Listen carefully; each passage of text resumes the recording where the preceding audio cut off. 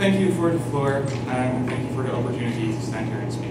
So I'm going to summarize this debate on basically three things. First of all, I'm going to talk about can you exaggerate and what are the dilemmas in that. Secondly, I'm going to talk about the effects on countries, what kind of things will they be likely to do, and on the democratic process. And lastly, we're going to talk about global change. Why does it matter who is responsible and what kind of institutions are responsible for climate change in tackling it in a correct way, and why we think that's very important. All my rebuttal will be integrated except for one thing. Because we heard this idea that you cannot see the environment, right?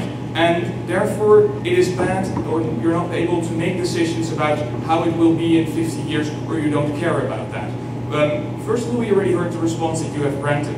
But we think that the line that they've chosen is more problematic for other reasons, right? We think that, but if we would accept that people only think about themselves in the here and now, that will mean you need to exaggerate to the extent that it will affect them dramatically in their own lifetime. That means that the actions they will be taking will be only damage control and not preventing it for future generations. We think that is massively important, especially given that they have claimed on the entire prop line that it takes much longer to restore the environment than it does to hurt the environment. Given that their assumption is that people only think about themselves in the here and now, they will never go for like lowering the expulsion, they will just go for preparation things. We think that's massively problematic for their burden of proof. And moving on to my first clash, can you exaggerate? What we basically heard is, yes, you can exaggerate because now there are evil companies like Texo, Mobile, whatever, oil, something, who suppress the outcomes of studies about this. First of all, we say, if that's the problem, then stop this lobbying, right? Because the problem you're giving us is saying there's faulty information. But moreover, we think you are making this worse on two grounds. First of all, we think you're spreading lies yourself, which is bad. But moreover, we think you created pressure for these companies to suppress the outcome of these things even more, right? Secondly, we think that the disparity between what companies researchers say and what the government researchers say will become much bigger, therefore create much more confusion and much less social consensus about what should be done. We think that is problematic. The second reason why we heard that you should why you can exaggerate is the reason that there's an emotional gap between what will happen and how people feel about this. We think this is specifically something you can tackle by making it personal, by having movies about the humanity of the victims, not by creating more charts or making the charts a little bigger or the graphics a little, or the graphs a bit higher, right? But we think you don't tackle it in that way. But moreover, then they said, no, but you should make it a priority, and that's why we can exaggerate. We think, first of all, that they have not sufficiently proven to us why it deserves to be a priority, right? But at the point where they say you should err on the side of caution, we think that they are not doing that. We think you can spend money wise. If you are a country and you think your people are either going to die of AIDS or maybe because there will be more deforestation and more deserts in your country and they might starve of hunger, if you have to decide between which of the two is more likely or causes more death, you make that decision. You can spend that money once on what you're going to do.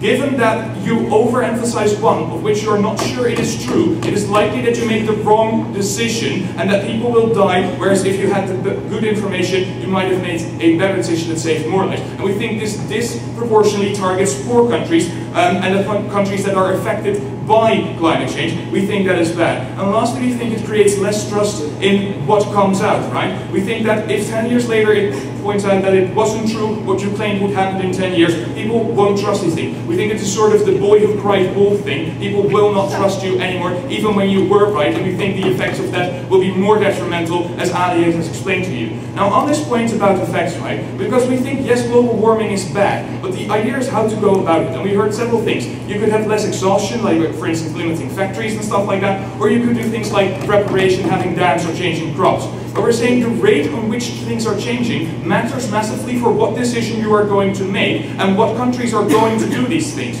We think that if voters are going to vote different, we think that first of all in affected countries by climate change, like Bangladesh or the Netherlands, or countries where like the climate will change for crops and stuff like that, will invest much more in preparations. But we think also the focus will be on cracking down on big companies who do pollution. We're saying, first of all, they might, like, if it's not man-made, that might not affect the outcome of this. But second of all, we think they'll have less money, which enables governments, like, gives them less opportunity to create changes that might be necessary. But moreover, we think it creates an imbalance in fear. We think that you create a specific idea of fear, like it's comparable with terrorism, right? Where you overemphasize this all the time. We think that the harm you create from that, the restricted versions of their lives, the less money you have, the ability of which you're in fear of those things, we think that is ultimately a much bigger harm. But even if it was not, we think it is up for a democratic process to decide which of those is more important. Before I go on, I'll take closing. What if you are certain, and you are to a certain degree fearful, you just don't have the political capital to convince the opposition? Yes, madam, but even if you are certain that there are effects to some extent, that doesn't justify saying that it's came by the causes of humans. But I'm going into that more. So we're saying that the political process always has opportunity cost, and you have to weigh those up. We think you weigh up the way in which you make decisions is the quality of life of your current generation as opposed to the long-term and future generations. We think that you distort, first of all, this process, which creates not a good outcome for both of these groups. Moreover, we think you create an imbalance in which countries are at fault and which countries are affected and how they have to spend this. We think this creates a global injustice about who is responsible for this. Now, lastly on this point about global change, right? Because what we're saying is, now there is gradual change. We see that there are countries that are opting into changing less. We say, however, if you make the effects much bigger and you create much more pressure, they will be saying we will not bind ourselves to these contracts or bind ourselves to a Kyoto Protocol with consequences because we might not be able to make this. Or we might not sacrifice our profits, especially not if it's, for instance, America, which would probably not be affected by global change that much as other countries, right? So we think that overall the effectiveness becomes less. But moreover, we think that, and that they won't opt into these treaties. That's why we think that having something that allows all countries to opt in is much better, and you need a gradual idea of how this is progressing. But moreover, on the point of man-made, which is very important in this debate, what the debate is actually about saying, if it is not man-made, the changes you make through limiting the human element of this is actually not something that will limit the amount of climate change, right? It will still be bad. We think that is very problematic, given also the analysis about not giving in. We think the action should be taken is ways to transform CO2, to have more trees, ways to store it. And we think that there should be a burden on all countries to do this, and not just by claiming the idea that you can all solve it by having less expulsion by